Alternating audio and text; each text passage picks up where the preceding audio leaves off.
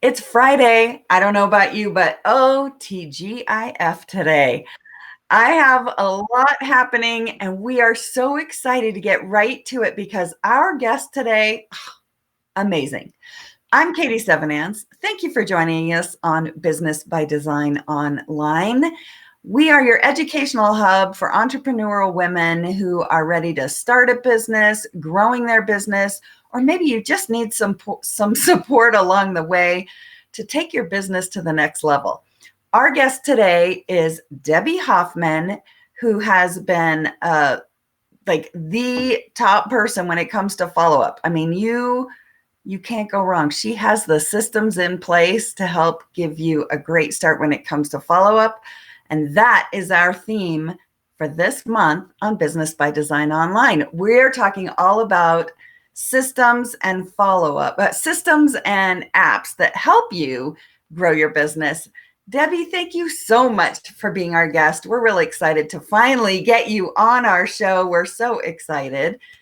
Thank you Thank very you. It's much. great to be here. Oh, Peggy's here. Good morning, Peggy. Good Yay. morning.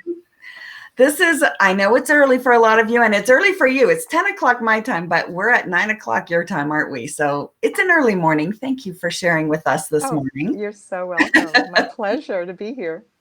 Peggy, will you share with us where you live and a little bit about yourself? Do you have family? Do you have dogs, cats, horses? What do you do? I live in the San Francisco Bay Area. I've been fairly close to the fires, but we've been very safe. But it's been very smoky here.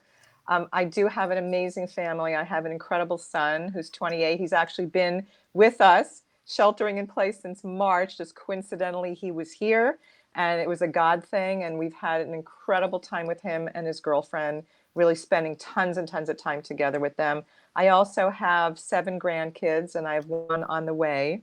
Wow. So I'm a grandma and I have incredible grandkids. They're just amazing. Are they close? And Do you get to see them, spend time with them, or? no, they're in Colorado, in your neck of the Oh, woods, whoa. in Fort Collins and in Windsor, and one's in Santa Barbara and one's in New York. So we used to see them a few times a year.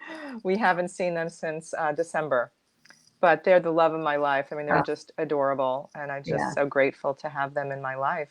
How would we ever gotten through this COVID lockdown without social media and without the technology? Because I am so fortunate because I get to see my granddaughter. They live with me during this whole COVID. It's been wonderful. We have all my adult children home. So it's been, That's the blessing, right? From all this, yes, that is such the yes. blessing.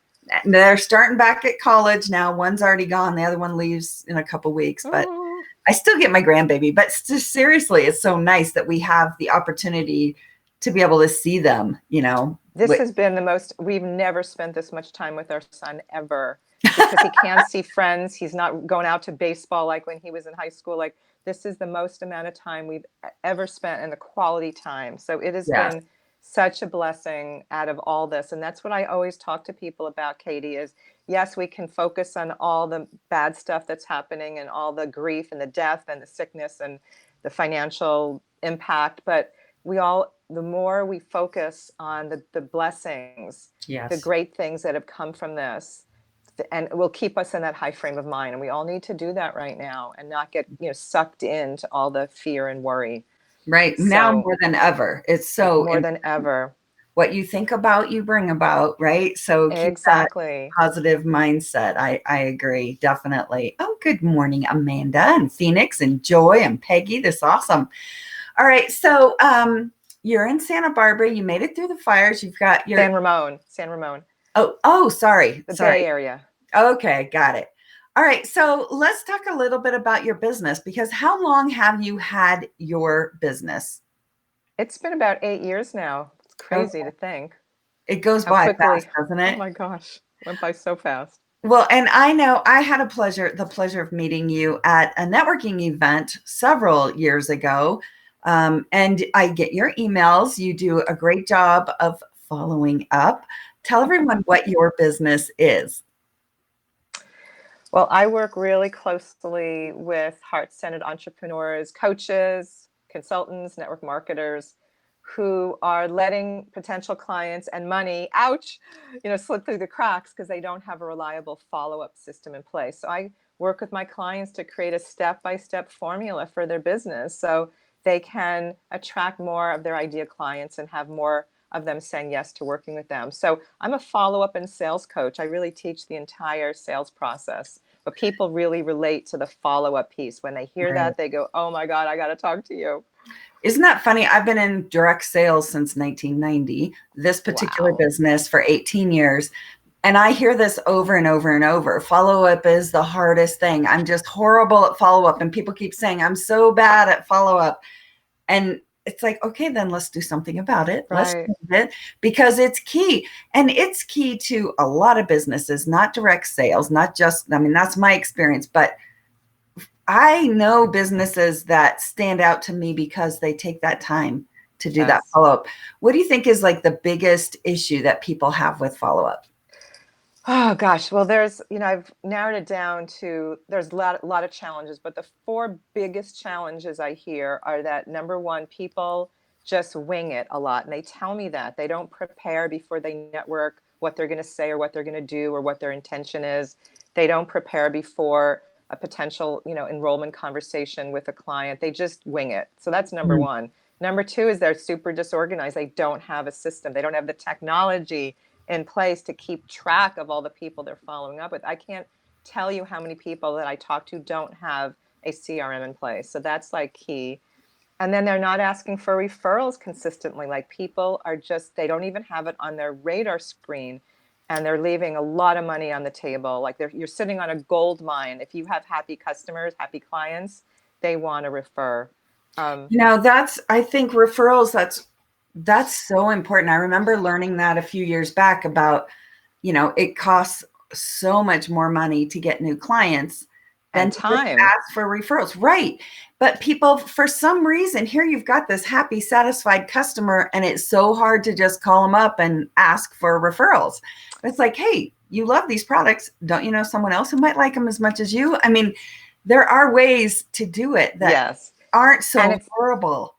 And it's not hard. It's just most people don't. First of all, it's not on their radar or they have fear around it. They have stories they've made up about it. Because I always ask people, whenever I used to speak live in person, I would say, please raise your hand if you consistently ask all your clients for referrals. Hardly any hand goes up. And I ask, why aren't you? And they say, well, I don't want to seem desperate. Or if um, I don't want to be pushy. They've already become a client. Now I'm going to ask them to refer me to somebody. So they have all these stories around it. And the Right. thing is that our clients want to refer people to us. If we've given them great service and they've really benefited by our product or service, nothing makes them feel better than to pass you on to someone else who also will get the same benefit. And if So you it's have a just our system, stories. I think that's true. And by having it, making it easy for them to do that, Right. I mean, I know all the time, I'm like, okay, how can I help this person? They were just like outstanding. You want to do that for them. Yeah. So I agree. That's a big chunk of business that can be left on the table if you're not willing to Exactly. take that And step. it's not hard when you have a system in place and you know what you're going to do and say at every step of the process, which is what I teach my clients. It's not hard. And Right. and follow up is not hard. You were mentioning earlier that people are saying like follow up is hard. It's hard because they don't know what to do and they're Right. uncomfortable and they're afraid of being salesy and pushy, which was the last challenge I was going to share. That's what people tell me all the time. They don't follow up because they're afraid of being salesy and pushy. And there is a way to Right. follow up that builds connection I and love that them. is compelling versus being salesy and repelling. Right, right. Tell me what got you personally into your business because Okay. there are things that make us wake up in the morning ready to go and then there's times when you fall into a business just because that was the path. So, can you tell us a little bit about what got you started with your business? Yeah, it's a really amazing story. And then I want to comment. There's been some great comments here. So afterwards, I want to comment on what Definitely. Yes. Peggy and Amanda are saying. So I worked on Wall Street for 20 years. I was a successful investment banker, made a high six-figure income, but I decided I want to be a mom and quit. And my friends thought I was crazy. And I decided to do this health and wellness business. And I was at an event where I had my products. I was a vendor, and this woman asked me to follow up with her, which I did for 14 months. Not easy to do, but she finally became a client, and I continued to follow up with her. And one day she left me a message, and she said, "Debbie, you need to teach me your follow-up system. You're amazing at it. I suck at it. We need to talk." And I was like, "What?" Like, I had no idea, Katie, what she was talking about. We got on the phone, and she said, "Debbie, no one follows up with me the way you do. You have a gift. People are struggling with this. You need to do something with this." And I said, "What?" Like, I just, and I think I know we all have a gift. We all have that Mhm. thing that we do naturally that we take for granted. And sometimes it takes somebody outside of us to point Yeah, it out. And she was my angel, because I never would have started this business. So one thing led to the next, and she just kept encouraging me, and I launched this business. And I'm so grateful to her for encouraging me to do this, because I didn't wake up one day and say, "Oh, I'm amazing at follow up. I need to teach people this." But right, now, like, this is so my calling. This is so what I'm supposed to do. Like, this is in every cell of my body, and I just do it naturally. But most people don't. Most right. people were never taught these skills. They weren't taught how to follow up. They weren't taught sales skills. And so that's why I'm so passionate about this. And what happened for me, Katie, is when I retired from Wall Street, I thought everything was going to be fine, but the real estate market crashed, and my husband was a high-end custom home builder, and we lost Yeah, everything, all of our properties, our home, bankruptcy, foreclosure, the whole thing. It was such a horrible point in my life. I was very depressed. But what saved me was two things. One is I reached out to a mentor for support when I had no money. I just figured it out, and I borrowed money from friends. And she helped pull me out of that hole and help me to, rebuild my life. The other thing is, because I had a follow-up system in place, I was able to tap back into that after I got through being a victim and being depressed, and I was ready to get back to work. I tapped back into it, and I was able to rebuild. Actually, I was able to build a coaching practice from 0 to 6 figures in 14 months, because I had a system in place. that's So I awesome. know what it's like to lose everything, and I know what it's like to have to, like, dig in deep and rebuild. And I've done it, and I've helped several clients do it. And that's why I'm doing this, because I don't want anyone to have to ever go back to a job and sell, let go of their vision, their dream, because Right. I almost had to go back to a job, and thank God I didn't get that job. Well, and I think right So, now too, I mean, people are going through the same type of things. yeah, Oh my gosh, it's so frightening to think, how do we just take a step? You need that time to grieve. And then it's like, all right, I got to do something about this. And that's awesome that you were able to then put that into place and realize. I love that your customer is the one who helped you realize your gift, because, yeah, like, we don't see it. You take it for granted. These are things we do all the time, and it's something exactly. you've used, but other people look at it like, oh my gosh, that makes so much sense. Oh my gosh, teach me all the things. So yeah, wow. And it's going to be hard for a while. I think a lot of people right now are really starting to feel the effects. I mean, it's trickling down to everything. So I think it's important, and I feel like follow up is an important part of any business, Oh, right? totally. It's not just if you sell a product or a service. I mean, I guess you do either, but just taking that extra step and showing people that they matter to you, that can set you apart from the majority of people out there and businesses out there, right? Yeah, because most people are not following up. Would you like me to share these statistics real Oh my quick? Because gosh, I yes, think please do. this is really powerful. So, when you network or when you meet people, 48% of people you meet you'll never hear from. They don't follow up. 48%, almost half the people you meet will never follow up with you. And it takes 5 contacts minimum on average for someone to say yes to working with you. 5 minimum. Some experts say 8 to 15. Now But with this social media, I've heard that it takes a lot longer because they're hit with so much information. Right, so much sensory input. But Mhm. here's the thing, Katie, only 8% of entrepreneurs, only 8% of us make that fifth contact. So that means 92% of us are stopping short of where most of the business happens, right? So that's the whole point. It's all about the follow up. And Mhm. if you're listening and you feel salesy and pushy when you're following up, I just want to reassure you that there is a way to follow up with people that feels compelling, that's building connection, that's not salesy and repelling. And so, like, what if when you followed up with people, you were letting them know that you were showing up in service to them and you really cared about them, right? And you let go of your agenda, let go of your attachment to the results, and just show up in service. That will create a totally different experience. People thank me every single time when I follow up with them. Because nobody else is doing it, or hardly Mhm. anybody is doing it. And so if you're following up with people consistently, you're going to rise above your competition, you'll rise above the clutter, and you'll get their attention. And when they need your product or service or know someone that does, who's going to come to mind first? You are, because you've been there consistently following up. And especially now that people are at home, they're so isolated, they're lonely. When you reach out to them, it means more than anything right now. So this is the time to be following up more than ever. And it is the missing piece of the puzzle for most entrepreneurs, Katie. People are not doing it consistently. They just don't have a plan. They don't know what to do. And so they're uncomfortable because they don't know what to say. So they just don't do it. So that's why I'm so passionate about this. I love it. I can see that. And I know you have clients who are following up. So there's a few people following up, but it is I mean, I see it all the time and I expect follow up because I'm in a service based business. I gave you my information for a reason. Please let me know what's happening. Let me know how I can work with you. Yeah. Let me know.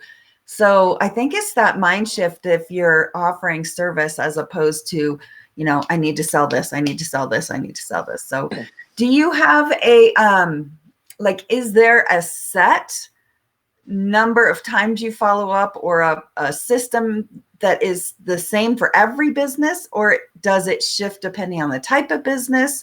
Or what do you recommend when it comes to following up?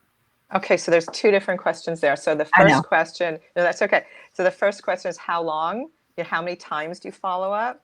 So my answer to that is until you get a yes or a no, like you don't stop.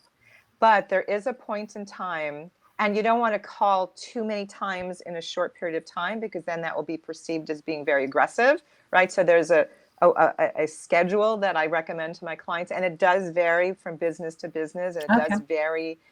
So this is your second question. It does vary based on who you're following up with. Is it a potential client? Is it a potential power partner, a referral partner? Who is it? Who and why are you following up? So there's not like one set response of how often and how frequently. It just depends on when you met them, how long it's been. Like if it's been a year since you met somebody, you're not going to call them every day, and leave messages, right? That's too much. But if you just met somebody, you can call them more frequently. So I always say to, again, that's 5 minimum contacts, but some experts say 8 to 15. So you have to tap into your intuition and ask the question, should I keep going? But I always leave the last message is always what I call the guilt message, which always gets people, most of the time, gets people to respond because people are busy and we make up stories a lot about why they're not following up. Oh, they're not interested. They're too busy. They don't care. I'm not good enough. What I have to offer isn't valuable enough. Like all these stories come up. And most of the time, it's just that they have other priorities that are top of mind for them. And so you just want to, when you leave a message, you just want to ask if they're still interested in what they said that they were originally interested in. If not, to give you a heads up. Joyce said, Yeah. powerful data. You're so cute. I think that's really key too, because we make it all up. We don't know what's true and what's not true. But No. I love your idea of giving them a little heads up. Hey, I'm going to keep calling you unless you tell me that you're not interested anymore, or, this isn't for you or whatever. But yeah, that's really good. And That's the usually when point. I leave that I'm sorry, what? No, that's the whole point, right? It's like, if you don't want to hear from me, just tell me and I'll take you off my list. Right. I just say, listen, when we spoke, I remind them what they said that they were interested, what they were struggling with. And I just ask if that's still the case. If not, no problem. Please give me a heads up because I don't want to waste your time or mine. And almost every time they call saying, oh my God, I've been so busy. I am still interested. Thank you for following up with me. Those are the kinds of responses I get. And if they don't respond, then I'll put them in the calendar for, a month later or 2 months later. Like I never stop calling. people. I just So want to get the yes or the no. okay, so here's a thought then. You mentioned calling, and now is a great time because you have a better chance of catching people at home. Oh yeah. But do you feel the same when it comes to emails? Is there a too much, too often, or do you not even recommend emails as follow-up? Well, it's not my first step. It's not the first step that I recommend because I'm sure you experience this as I do. That especially now, the inbox is just flooded, and people are missing emails. They're not opening them up. But when you leave somebody a message, they're going to check their phone and listen to the voicemail, right? That people will listen to messages, and you'll be more top of mind. And email just gets lost. So I'm an old fashioned girl and I recommend picking up the phone and calling people. And then what's working really well for me and for my clients is following up with a text. People are responding super fast to text messages. And then I'll also send an email because if it's late at night and they want to respond, they can't call you, they can't text you, Right. but they will respond by email. So I always do all three and then I have a sequence after Mm. that. But you'll find out what people's favorite method of communication is by the way they respond back to you. Or So, by asking them. or by asking them. Yeah, right off the bat, then you don't have to guess. So that's awesome. I love it. So, what other kind of tips can we talk about? Do you have something else you'd like to share with us? Oh my God, so much.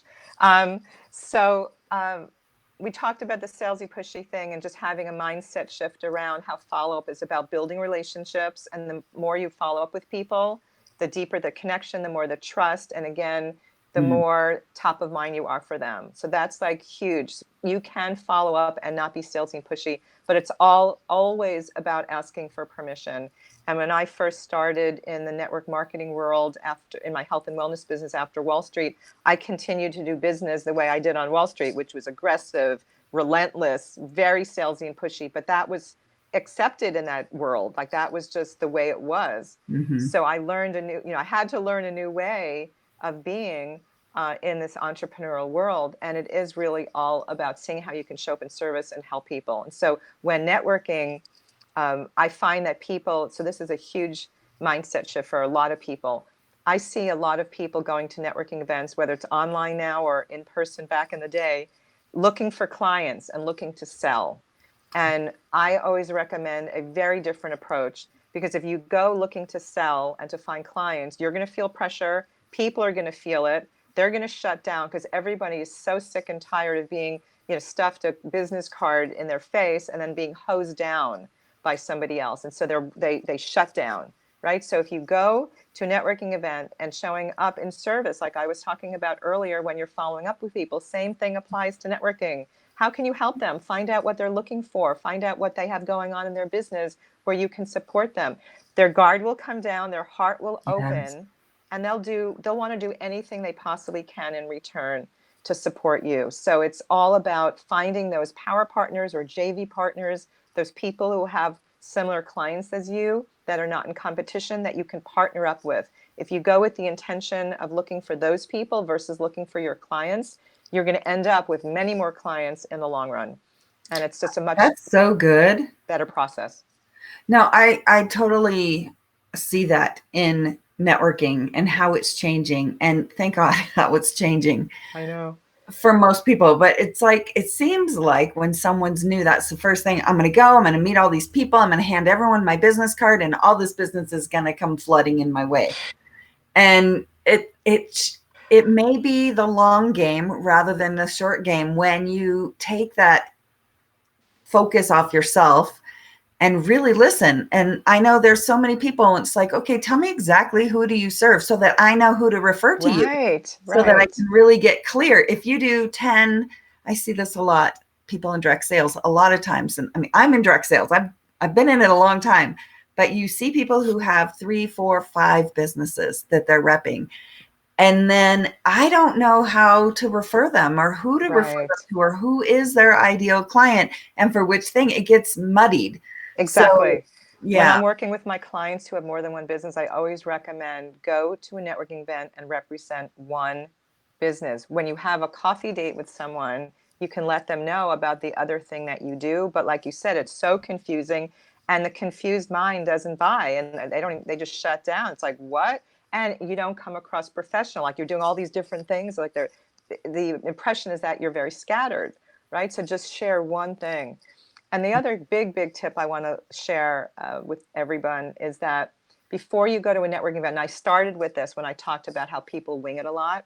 One of Mm, the things is that's so important before you network. Well, a few things. One is to really practice what you're going to say when people ask what you do, so you don't hose people down and you don't go on and on and on and on, because people don't want to hear it. And the more you talk, the less they're going to hear you, right? So just to have a really clear statement and to focus on the benefits, the results that people have working with you, not your title, not the name of your company, not how long it's been in business. People do not care about that stuff.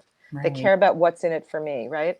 Yeah. And then to be, you mentioned it, to be prepared with how you're going to share who your ideal client is, so people know who you're looking for. And so many times people will ask for referral and just say, oh, anyone you know who has skin, like I have skincare or whatever, like Yeah. something like, so like that's really exaggerating.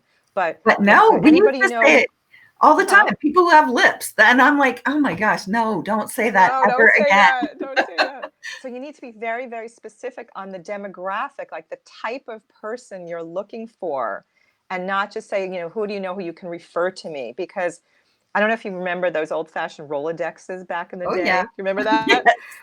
So my analogy is like we have a Rolodex in our head, like we all do. We have all those people stored in here. And the more specific you are with who you're looking for, the easier it will be for everyone to go through their Rolodex and go, oh, I know somebody. So be very specific on who you're looking for and what they're saying. If you hear someone say, I have a stack of business cards and I don't know what to do with them and I'm just so disorganized, I can't keep track of everyone, that would be a good referral for me. So I'm very specific when I ask for referrals, what somebody would be saying in Yeah. addition to who they are and what their demographic is. That's really good. What they would say. What, yeah.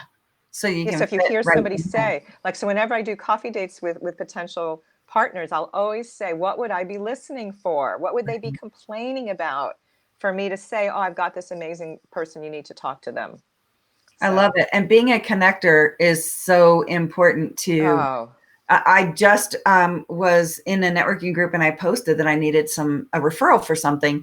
And man, it was so awesome when you're networking in the right places and they know how to serve you and you ask for what you need. And then people just came to me with information, and that makes you feel like you're doing all the right things. So I might be exactly. struggling in some areas, but in some areas, you're doing the right thing. And I love it. So, okay, let's ask you this. What is your best system in place? Or like you said, it varies depending on the business, but how many days, if you meet someone at a networking event, how long should you wait before you follow up? If you meet somebody at a networking event, you want to follow with them in the next day, within 24 to 48 hours, right away, so it's top of mind.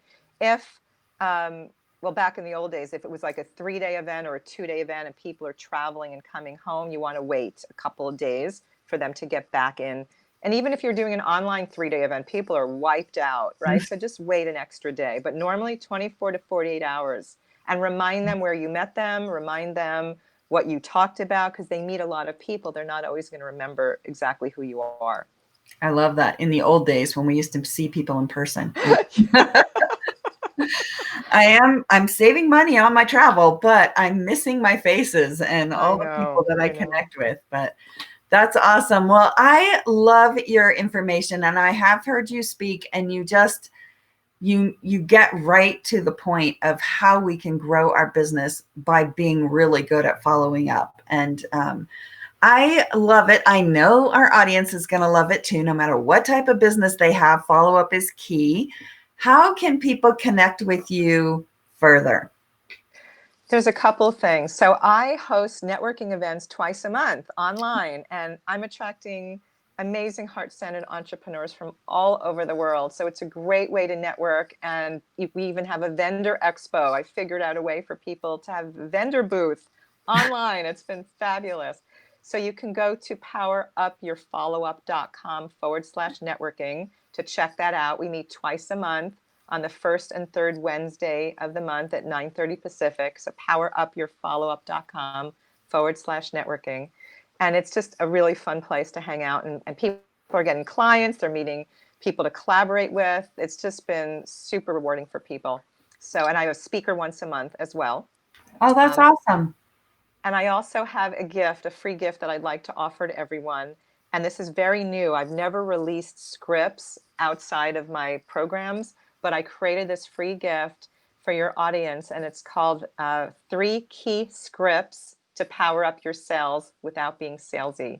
And these are scenarios that people deal with all the time. Like if you find a business card from somebody you met a year ago and you're about to throw it out, which I like, that's a dagger in my heart. Never throw out a card. What do you say when you call them, right? So these are difficult situations that most people don't know what to say. If you had a potential client go MIA, they didn't make a decision to work with you and you can't reach them, what do you say? And then if you meet somebody who could be a potential power partner for you, a follow-up email. So to get that, again, you go to powerupyourfollowup.com/free gift. Thank you for putting that in, Yeah, whoever just posted I, that. I know. I'm typing and listening at the same Oh, time. is that you? Great. Yes. Powerupyourfollowup.com/free gift. Okay. All right. Good. I'll put that up there too. So Awesome. that's That's a way to get great. into my world and just see, the kind of uh, content and information that I provide to my clients. I love it. Oh, that's awesome. Oh, Barb said Barb. scripts are exactly what I Yay. need. Oh, you're so welcome, Barb. Sometimes just to give you an idea of where to start, because some people, it can be hard. And especially if you're starting a new business, just to figure out, okay, at least get me in the running, get me on the right track and be able to then figure out your personality and your style. We do at Business by Design Online, we have a course that is launching any day now, actually next week, that is specifically on figuring out your ideal client. And I love that you mentioned that because, Fabulous. so many times you hear people say, oh, anyone with lips or anyone with skin or, whatever your business is. And the more clear you get, like you said, on who that ideal client is, the faster you will attract that person to you and people will know how to refer to you. So Exactly. we're super excited about this new course because it's going to help streamline so much for people. I know in the industry I've been in, the more clear you are on exactly who you serve, the faster your business will grow. And I know people come Exactly. from that mindset that, no, I need to hit everyone, but the more clear you No. be, right, the better. So And you want to be really clear on who you love to work with the most, because if you take on a client who's not your ideal client, it will turn into a nightmare for both of you.